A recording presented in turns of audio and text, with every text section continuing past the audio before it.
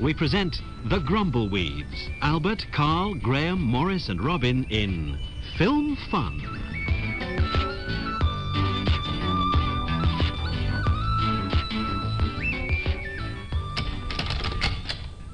Hello, Wilfred. Come in, lad, where have you been? Oh, I've had a great time. I've been to the Bring and Buy sale in the village hall. That is typical of you, Wilfred, supporting the old charity job. Oh, I wish I'd known. I like Bring and Buy sales. You're like an old woman, you are, rubbish. I know.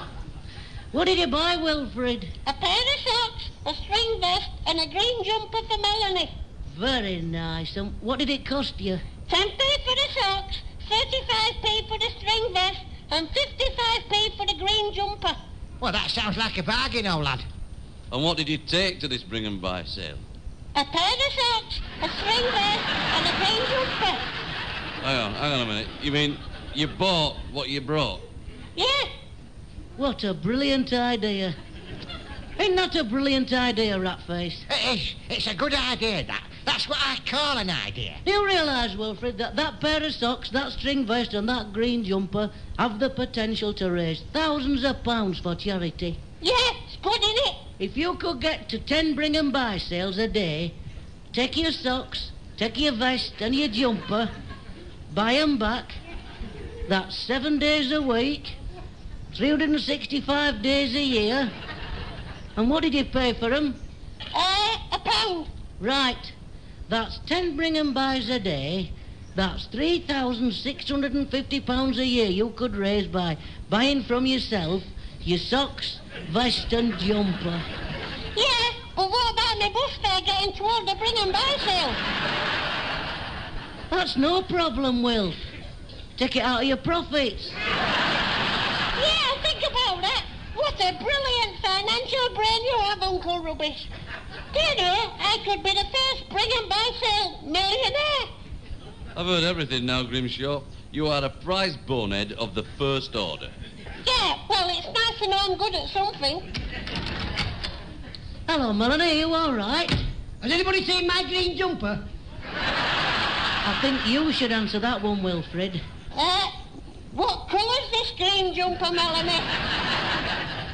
Green. What a coincidence, Melanie. I've just bought a green jumper that's green at the Bring and Buy sale. Hey, that's great. Thank you, Wilfred. It's my pleasure, Melanie. Are you going out, Melanie? I was thinking of going to the cinema in town, but I don't know. You go, Melanie. It does you good to get out. Well, I've been thinking about it all day. Shall I go? Shall I not go? I was have been. Yes, I'll go. No, I won't go. Anyway, I think it's best if I stay at home. Don't you fancy the picture? Well, no, it's not that. Well, what is it then? Well, the cinema in town closed down 5 years ago. I think you've probably made the right decision there, Melanie. Ah, good decision is that. What I call a decision. Hey, you've just reminded me. Do you know what we haven't done for ages? Put you in the deep freeze and leave home. No, get my old cinematograph out and look at my old films. Hey, I've never seen them, have I? Oh, they're great. Have you still got that film of me having my first bath when I was a baby? I have, Wilfred. If I'd have been bathing you, you'd have had a 56-pound weight round your neck. I tell you what, we'll have a film show tonight. Is it out on the telly? Yeah, half an inch of dust. Right. We'll put a bedsheet on the wall, set up my cinematograph and roll back the years and watch all the films I made when I was younger. That were my hobby, Ratface cinematography. Oh, it's a good hobby, is that? It's what I call a good hobby. You don't get hobbies like that anymore. It's a good hobby, is that? What is? Stamp collecting. Have you got that film of me when I had my own teeth? Which one's that, Melanie? You know, when I won that beauty competition at that holiday camp. Oh, yes. What were you now? Miss Glamour and Beauty. How the hummer did you win a beauty competition? I put a mud pack on my face the night before. What good did that do? She still had it on when she entered the competition. Oh,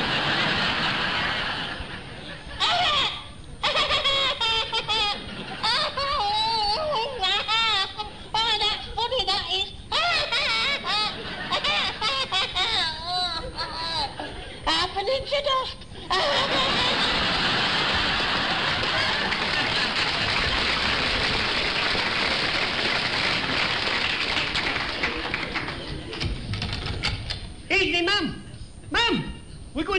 Uncle Rubish's films tonight.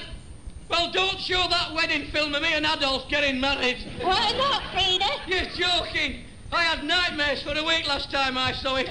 Every time I see myself saying, I do, I wonder why the hell I ever did. If I see that film of us leaving the church for the reception again, I'll run away. A white Rolls Royce he promised me. I ended up on a cushion strapped to the crossbar of his rotten bike. Oh, I can't cope. Where did you have your reception, Frida? Was it a posh hotel? No, not dog stall in a lay-by on the A1. Oh, I know that hot dog stall. It's a good hot dog stall, is that? What I call a good hot dog stall. Whatever made you choose that hot dog stall, Dan? I don't know. 37 guests fighting over half a jar of pickled onions. Oh, what a start to your honeymoon. Where did you go for your honeymoon, then? Did it whisk you off to a paradise island in the South Seas? No. We had a half-day mystery trip to the Macclesfield Sewerage Works. Oh, I don't know how I coped. I know that sewerage works at Macclesfield. It's a good sewerage works, is that? That's what I call a good sewerage works. They don't make sewerage works like that anymore. And as for the wedding cake his mother made, I'm still using the top tier as a doorstop. Why didn't you use the top tray for my christening? We tried to. We brought 4 knives, 3 hacksaw blades and a meat cleaver trying to cut it. Oh, they're in here, Geoffrey. So they are, Ernest. Hey, what's this meeting about, then? Oh, Uncle Rubish is getting his cinematograph out tonight for a film show. You're joking. He's not, Geoffrey. What is it that he's not? Joking. Joking. Don't tell me you've got some film of these two Jessies. I certainly have. Do you remember that fancy dress dance in the Scout Hut, Ernest? Oh! I've never been so embarrassed since I made that lemon curd for the church face and they sold it as wallpaper paste. Maybe we should have put it in jars and not in a big plastic bucket. I can't remember this fancy dress dance. I can. I went to Scarlett O'Hara and won first prize as a pillow box.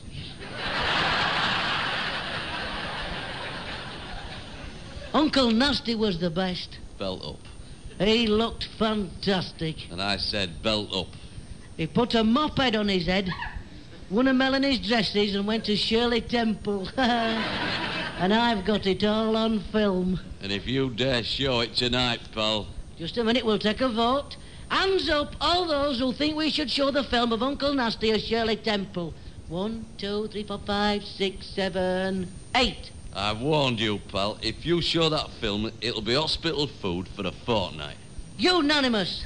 We won't show it. You still haven't told us why it was embarrassing for you, Ernest. Oh, I felt ashamed. Ashamed. So did I, Ernest. We both felt ashamed. What do we both feel? Oh, ashamed. Well, what did you do as? Fallen angels. That's what we went as. Fallen angels. We spent hours on those costumes. Hours we did, didn't we? Oh, it took me 2 days to make me wings. 2 days it took him. How long did it take me? 2 days. 17 yards of silver tinsel. 17 yards of silver tinsel. And that was just for around my halo. Yes, it was. Yeah, but why should you feel ashamed and embarrassed? Well, because of what happened. Exactly. We were doing the okey cokey. Do you remember, Geoffrey? Yes, I do remember, Ernest. Well, I'd just put my old self in, and I was just like shaking it all about. We both were, Ernest. We were both shaking it all about. Well, suddenly we collided with the vicar's wife. She'd come as Nell Gwyn. Sent her flying, we did. I tripped over Ernest and grabbed hold of her oranges. We went head first into the running buffet. I ended up sitting in the trifle. And I had Long John Silver's parrot perched on my halo saying, "Who's the pretty boy then? Who's the pretty boy then?" Yes, and I've got it all on film. Right, as soon as we've had tea, we'll have the grand film show. Talking of tea, what culinary delight have you manifested for us today, Frida? Don't talk to me about food. I've been pickling all day long. I'm sick of pickling. 6 hours solid pickling. You name it, I've pickled it. Walnuts, gherkins, eggs, onions, red cabbage, mushy peas, daffodil bulbs. I've even pickled half a pound of mothballs. What did you pickle half a pound of mothballs for, Frida? Why do people climb Mount Everest? 'Cause they were there. I've pickled everything in sight. I nearly pickled a flaming cat. And by the way, Melanie, I found your flipping teeth. Hey, fantastic. Where are they? I've pickled them. Now, don't cry, Melanie. As soon as we've had our tea, we'll have a film show. Anyhow, you still haven't answered my question, Frida. What's for tea? Steak and kidney pudding. Oh, good. Pickled.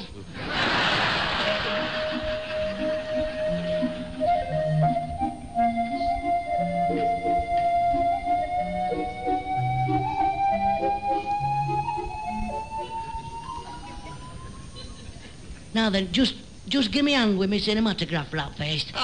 Righto. On the... up on the... there we are. Hey, it's a good cinematograph, is that? That's what I call a cinematograph, that is. You know, they don't make cinematographs like that anymore.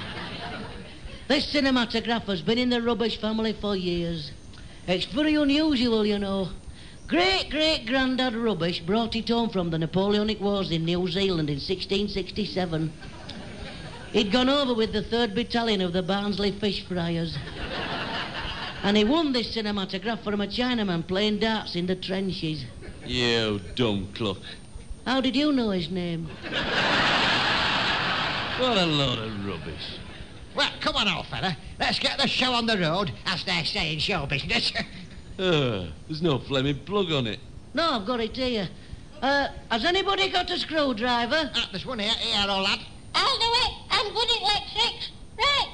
Now, it's green to live, brown to earth, and blue to neutral. No, hang on.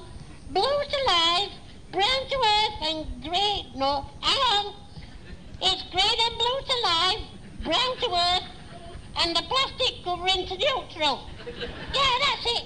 Screw it up, plug it in, and switch on. Oh, well, I was clearly right. Give it to me, you Wally. I think you've dropped a bit of a clanger there, Wilf, old lad. Now then, here's a film. Hey, do you know I've forgotten how to thread it through the cinematograph? I'll do it. I'm good at threading film into cinematographs. Here we go again. Now, you put your reel of film on here, pull the film out, and thread it over this sprocket. Under this metal thing, round the back of this little wheel, pull out a bit more film, take it round the dining table, over the back of the sideboard, under the rug, up Uncle Rubbish's trouser leg, out the top of his trousers, over this sprocket and onto the other reel. Right, I've fixed your plug. Off we go then. Action, lights, music, empty the teapot and go. Oh, flipping heck. Oh, no. It's the vicar's mother's funeral. Oh, yeah, I remember that. What a sad day that was. How old was she when she died? 99.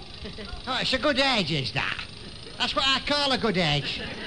They don't live to ages like that these days. Hey, up. Here comes the hearse. Hey, it's a good coffin, is that? What I call a coffin, that is. You know, they don't make coffins like that anymore. Oh, look. Everybody's crying. What are you laughing at, you bonehead? It's the vicar's mother's funeral. I know, but the film's tickling him as it goes up my trousers like that. Hold it. Stop the machine. You didn't have to stop it. It were quite enjoyable, actually. Whose stupid idea was it to watch a flipping funeral anyway? Well, Uncle Rubbish chose the film. What you might call a grave mistake. Oh, I did a joke then. Oh, forget it. We have done. Well, quite frankly, I was enjoying that film. It looked a good funeral, did that? What I call a funeral. If you don't belt up, pal, there'll be a funeral at this house, which you'll have a personal interest in. Oh, lovely. Can I sit in the front of the hearse in a top hat? No, you'll be in the back of the hearse in a coffin. I like that. That's funny, that is. Great mistake. Look, when are we going to watch this film with us on? Exactly. I want to see that one with me on when I have me tea. We're not having you on winning that rotten beauty competition. Oh, look what you've done now. You've upset her now, Uncle Nasty. I'll upset her. If you don't stop whinging, she'll be in the back of that earth with rat face. Don't cry, Melanie, lovey, don't cry. Oh, when she cries, she really cries. It's a good cry, is that? That's what I call a cry.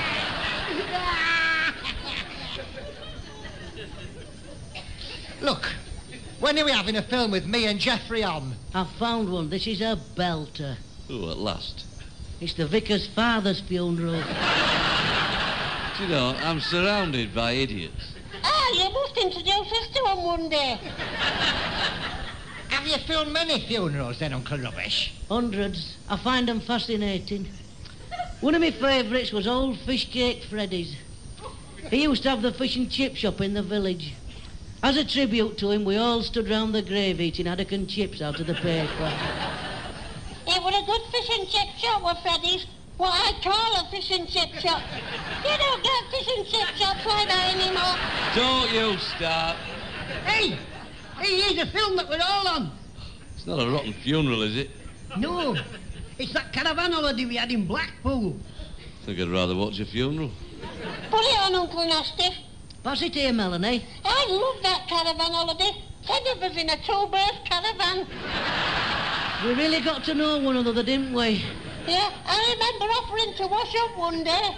Yes, and you couldn't, could you, Wilfred? No, Melanie was asleep in the sink. We had to sleep standing up in the wardrobe, didn't we, Jeffrey? We did, Ernest. Where did we have to sleep standing up? The wardrobe. We did. We put a coat hanger in our pyjama jackets and hung each other up. We did, yes. A couple of right swingers, weren't we? All right. Come on, get on with the rotten film. Right. Lights out, Wilfred, and off we go. Oh, look, here we are, putting all the luggage in the car. It's a good car, is that? That's what I call a car. They don't make cars like that anymore. Thank goodness. Oh, look, this is my favourite bit. It's where Uncle Nasty's suitcase falls off the car and his long underpants come out and blow down the street. Oh, yeah, it's good as this bit. Here it comes. All right. Oi, bounce up. Oi, I said bounce up. Shutty. All right, I'll show you. Oh, dear. Uncle Nasty's knocked my cinematograph over.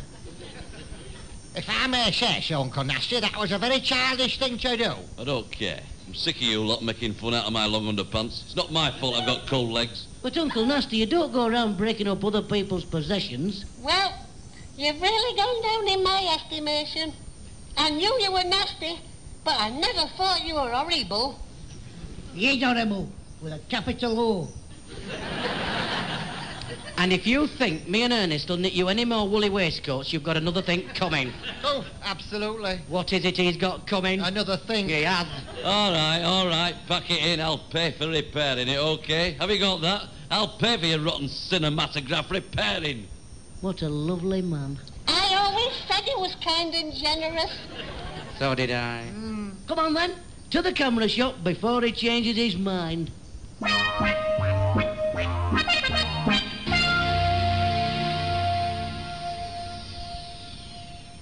Here we are. Sid Squeak Cinematograph Supplies. In we go. Good morning. Oh, yes, and a very good morning to you, sir. Are you the proprietor of this fine establishment? Oh, no, you see, I'm Stanley Bubble, Mr. Squeak's personal assistant.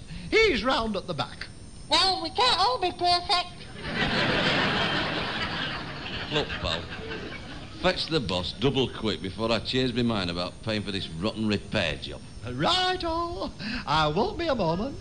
What a charming man, and what a lovely shop. It's what I call a shop, is this? What I call a shop. Do they sell tea? Look out, here he comes. I'll deal with him, seeing as I'm paying. Oi, are you the boss of this place, pal? I certainly am. Sid Squeak at your service. Cinematographic specialist and supplier of spare parts for cinematographs of all shapes and sizes. Right. Well, some idiot has broken our film projector. It was you who broke it, Uncle Nasty. That's what he said, some idiot. Stanley? Yes, Sidney? Pass me the smashed cinematograph. Oh, here you are, Sidney. On first inspection, it seems just a simple task. Your shutter synchronization switch has snapped off. Isn't that right, Stanley? Oh, quite right, Sidney. Your focusing mechanism is just slightly suspect, isn't that right, Stanley? Oh, quite right, Sidney. The centrifugal spooling device is smashed to smithereens. Isn't that right, Stanley? Oh, quite right, Sidney. And your spring release catch has shot off somewhere into space. Isn't that right, Stanley? You are quite right again, Sidney.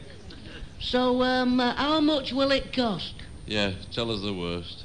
You must realise the price includes all spare parts, plus the cost of my experience and expertise, plus certain selected extras, plus a service charge of 6%. All right. Come on then. Give us the bad news. How much? £1.60. Well, that's a good price, is that? That's what I call a good price. Less 2% discount for cash settlement within 7 days, which brings the total sum to £1.56. Isn't that right, Stanley? Oh, quite right, Sidney. Well, you can't say fairer than that. I think that's very reasonable. Pay the man, Uncle Nasty. Right, here. £1.56. My sincere thanks, sir. And for this payment in advance, you will receive the Sid Squeak personal superfast repair service. Oh, good. So, when do we collect it? 2 years next Saturday.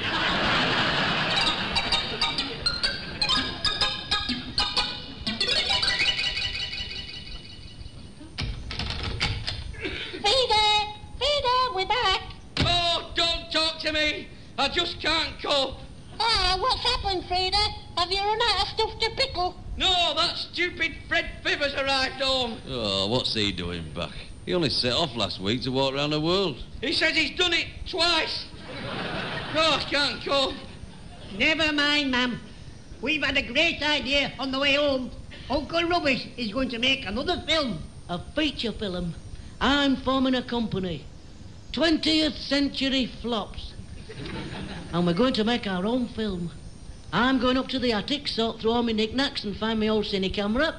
All we need to do is to write a script and we can start filming. Oh, we'll make your costumes, won't we, Geoffrey? Oh, we will, Ernest, yes. Choose something historical like. Oh, Robin Hood. Oh, yes, Robin Hood. I love knitting chainmail. Oh, yes, so do I. Now, look, I can't promise anything. We'll have to have a meeting and see what we all think. Come on then, into the lounge. Oh, here you are, Fibber. All right, lads. Hello, Fred. Hey, we're going to make a feature film.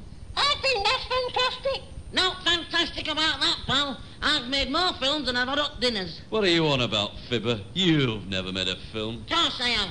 Mind you, it was a few years ago when I was known as Cecil B. D. Fibber.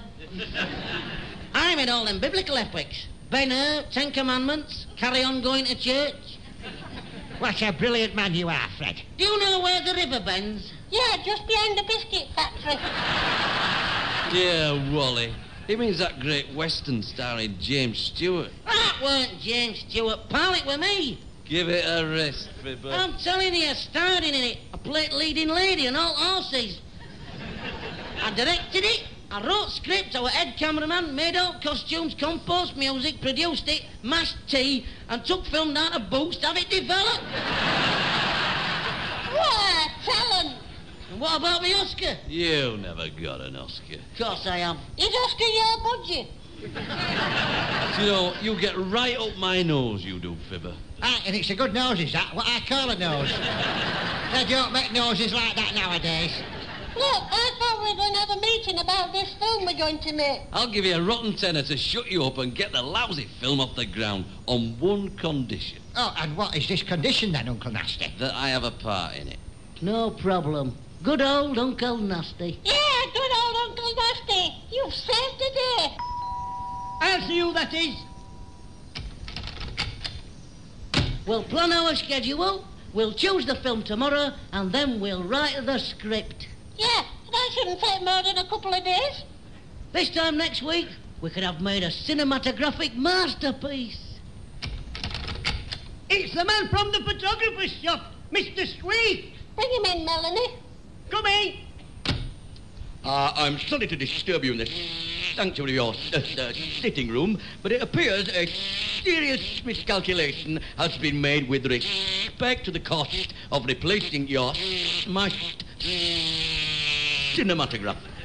And I knew it. I knew that £1.56 were too cheap. Well, that's it. I'm not forking out anymore. We've had it. Forget the whole thing. Oh, we can't. We're going to make a film next week. Look, pal, if I've got to pay slobber chops here anymore, there's no way I can finance your rotten film. The cost I quoted you for a full-scale repair, etc., was, as you say, £1.56. I'm sorry, but I must have had a brainstorm. I knew it was too good to be true. I don't know what to say. All our hopes are dashed. We've got to have a cinematograph to show the film on. Yeah, we'll have to sell the furniture. That's all there is to it. Flog the furniture. I'm sorry, I realise the hardship it's going to cause, but it hurts me just as much as it hurts you. It's not £1.56. I should have asked you for... It's £1.66. Roll the film. Get on with it. Hey, great.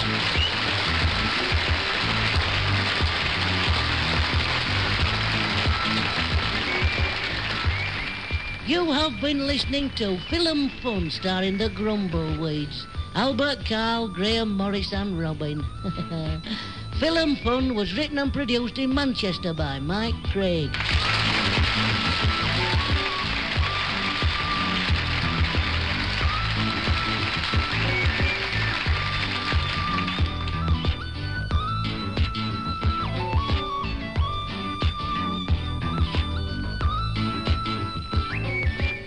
And the Grumbleweeds will be back at the same time next Friday. But stay with us now for the last chance in a while to be entertained by Billy Butler.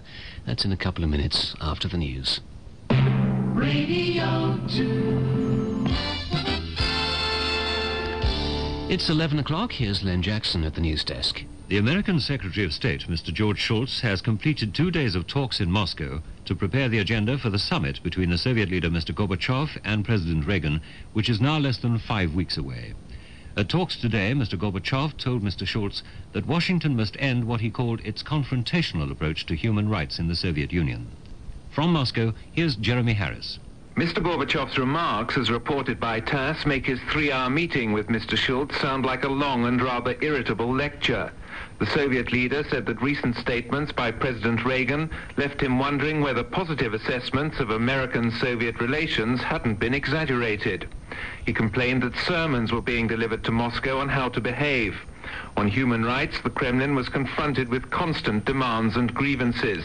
Mr. Gorbachev's remarks seem to have been provoked in part by a speech from President Reagan earlier in the week, already officially condemned in Moscow as a propaganda salvo ahead of the summit.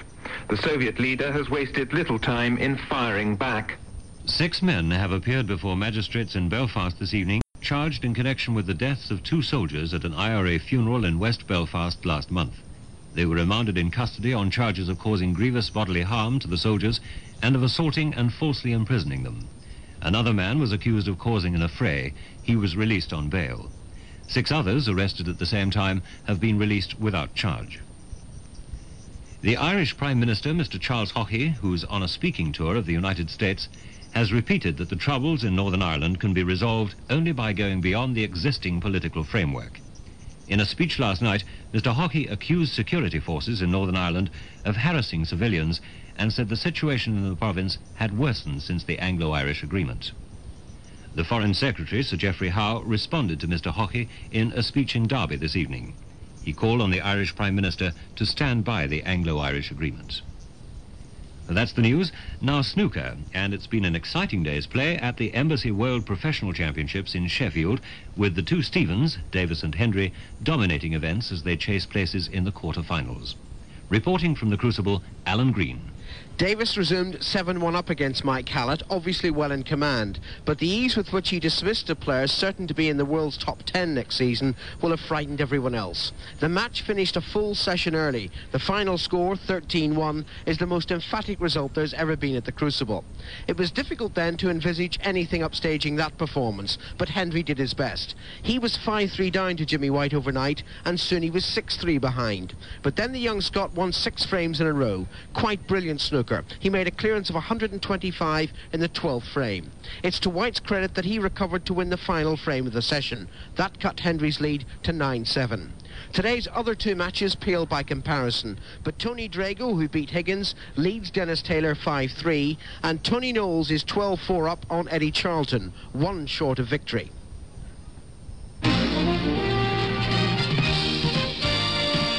Radio 2, Billy Butler.